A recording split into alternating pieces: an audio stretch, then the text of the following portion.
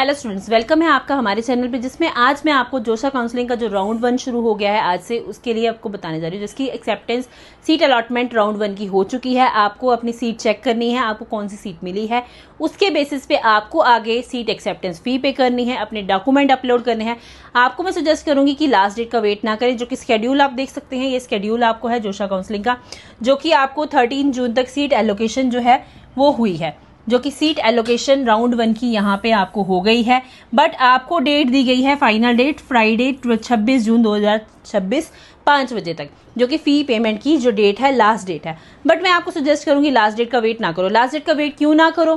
Because आप last date का wait करोगे, आपको इतने दिन क्यों दिए गए हैं? इसलिए दिए गए हैं ताकि आप अपनी सीट चेक करके, अपनी सीट फी पे करके, अपना फ्रीज फ्लॉट साइज जो करना है वो करके, उसके अकॉर्डिंग डॉक्यूमेंट जो है अपने अपलोड कर सकें, ताकि आपको उस अकॉर्डिंग नेक्स्ट राउंड में सीट एलोकेशन हो सके। जो कि मैं बता दूं, आपको फी पेमेंट करनी है, फी पेमेंट करने के बाद डॉक्यूमेंट अपलोड करने हैं, उस अकॉर्डिंग आपकी कोई क्वेरीज है वो आप उस अकॉर्डिंग राउंड 1 की कर सकते हैं। जो कि इसमें मैं एक आइडिया दे देती हूँ कि आपको कुछ नंबर ऑफ सीट्स आपने इस तरह से फिल की हैं, ठीक है, 48, 49, 650, 51, 52 जो भी एलोकेट हुई है। फॉर एग्जांपल आपको 52 एलोकेट हुई है, तो आपको ये आपको क्या करना है कि इसमें आपको 52 सीट नंबर एलोकेट हुई है, आपको ये सीट एक्सेप्ट नहीं है, आप चाह रहे हैं कोई और यूनिवर्सिटी और कोई और जो इंस्टीट्यूट लेना, तो इसमें आपको क्या करना है, आपको अगर ये एक्सेप्ट है तो आप फ्रीज करोगे। फ्रीज का मतलब आपको ये सीट जो है ये सही है और यही आपको जो कोर्स चाहिए, तो ये फ्रीज हो जाएगा। फ्रीज करने के बाद आप अपनी पेमेंट करेंगे, जो कि पेमेंट 30,000 है जनरल के लिए और 15,000 है SC ST के लिए। फ्रीज का मतलब है आपको ये सीट पसंद है, आपको इसको बुक करना है, आप इसी इंस्टीट्यूट में अपना एडमिशन लेना चाहते हैं, इसी कोर्स में एडमिशन लेना चाहते हैं। तो आगे आपको क्या करना है, आपको ये सीट नहीं पसंद है बट आप चाह रहे हैं कोई और हायर अपर इंस्टीट्यूट लेना, और साथ में इसलिए आप क्या करेंगे, फ्लॉट, जो कि फ्लॉट करेंगे, फ्लॉट पे क्लिक करेंगे। फ्लॉट का मतलब है कि आपको ये सीट तो है अभी एलोकेट, बट आप चाह रहे हैं इससे अपर लेना। इन नेक्स्ट राउंड में क्या होता है कि आपको ये फ्लॉट, मान लो ये वाली सीट एलोकेट होती है 49th, तो आपको ये सीट एलोकेट हो जाती है नेक्स्ट राउंड में। बट नेक्स्ट राउंड में अगर आप ये वाली सीट लेना चाहते हो तो ये आपको नहीं मिलेगी, तो ये चीज़ का ध्यान रखें। अगर आप यही सीट लेना चाहते हैं, इंस्टीट्यूट को यही लेना चाहते हैं, बट आप अपना कोर्स चेंज करना चाहते हैं, तो आप स्लाइड कर सकते हैं। आपको जो आपने चॉइस फिल की है उसी में से जो हायर होगा वो मिलेगा, डाउनवर्ड्स आपको नहीं मिलेगा। तो फ्रीज फ्लॉट स्लाइड का मतलब ये है।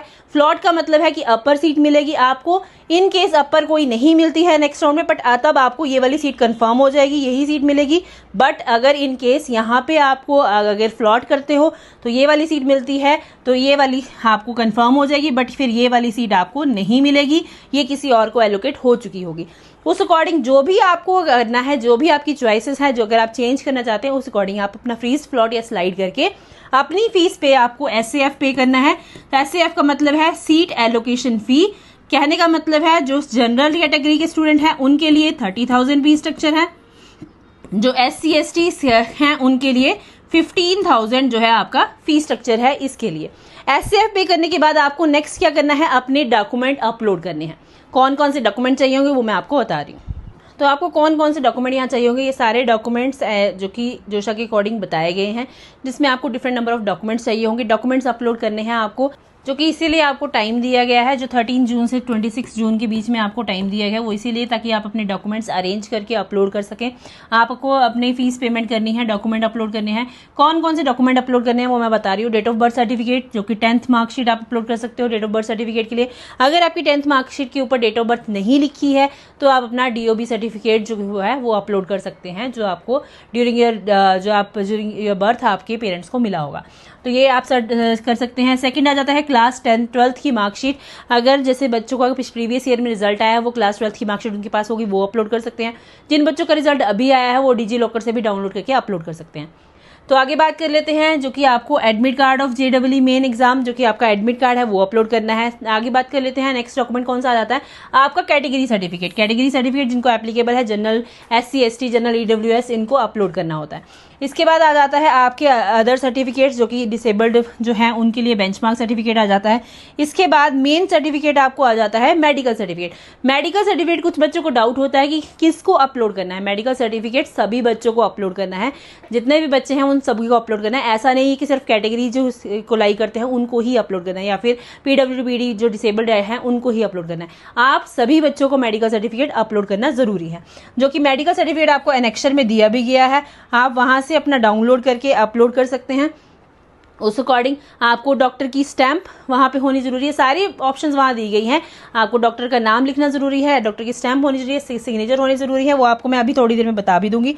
आपको साथ ही क्रॉस बैंक चेक कॉपी या फिर आपको इमेज ऑफ बैंक पासपोर्ट, जो कि बैंक का जो पासबुक है उसकी जो है इमेज अपलोड करनी है, जो कि जरूरी नहीं है कि आपके नाम पे हो, आपके पेरेंट्स के नाम पे भी हो तो भी वो आप अपलोड कर सकते हो।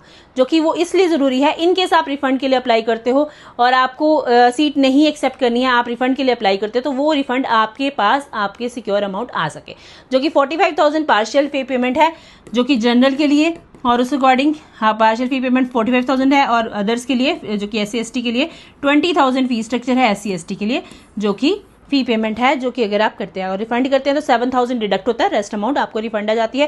तो इसलिए आपको क्रॉस बैंक चेक कॉपी और आपकी पासबुक की कॉपी अपलोड करनी जरूरी होती है।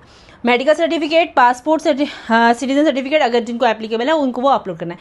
ये सारे डॉक्यूमेंट्स आ जाते हैं जो आपको अपलोड करने हैं। एक बार मैं आपको मेडिकल सर्टिफिकेट दिखा देती हूँ कि मेडिकल सर्टिफिकेट में क्या क्या चीज़ें आपको देखनी है।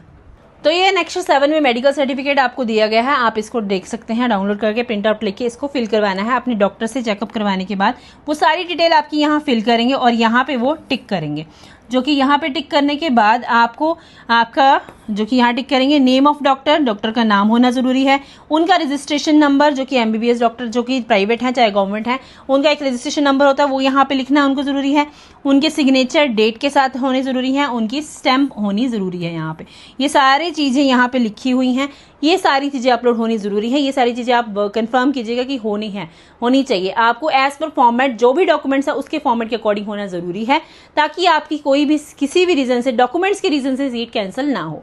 तो इस अकॉर्डिंग आप सारी चीज़ों को ध्यान रखें, इसीलिए आपको ये सारी ड्यूरेशन दी गई है ताकि आप अपने डॉक्यूमेंट्स प्रॉपरली बना सकें और अपलोड कर सकें। तो ये सारी चीज़ें आती है डॉक्यूमेंट अपलोड के लिए। जल्द से जल्द आप पेमेंट करें। इसमें आपको करना क्या होता है, सीट एक्सेप्टेंस फी आपको देनी है। सीट एक्सेप्टेंस फी देनी है, सबसे पहले सीट एक्सेप्ट करनी है, फ्रीज प्लॉट स्लाइड करना है। उसके बाद जब आप आगे करते हैं आपको एडमिशन से पहले पार्शियल फी भी पे करनी होती है। जो सीट एक्सेप्टेंस फी है जनरल के लिए है 30,000 और जो SC ST कैटेगरी स्टूडेंट हैं उनके लिए 15,000 है। इसी तरह पार्शियल फी जो है 45,000 फॉर जनरल कैटेगरी स्टूडेंट्स और अदर्स के लिए जो है वो है 20,000 फॉर अदर्स। तो ये सारी फी पेमेंट आपको करनी होती है। तो आई होप ये सारी चीज़ें क्लियर होगी। राउंड 1 के इस अकॉर्डिंग आपको करना है। 26 जून से पहले आपको फी पेमेंट करनी है, बट आप ट्राई करें जितना जल्दी हो सके अपने सारे डॉक्यूमेंट अपलोड करके अपनी सारी चीज़ें आप चेक करके वेरीफाई करके फिर आप फी पेमेंट कर सकें। तो ये आई होप ये सारी चीज़ें क्लियर हैं। कोई भी डाउट है, कोई भी क्वेरी है, आप हमें कमेंट सेक्शन में कमेंट करके पूछ सकते हैं। इसी तरह की रेगुलर अपडेट के लिए हमारे चैनल पे जो अपडेट्स आती रहती हैं तो उसके लिए चैनल सब्सक्राइब भी कर ले। Thank you for watching the video.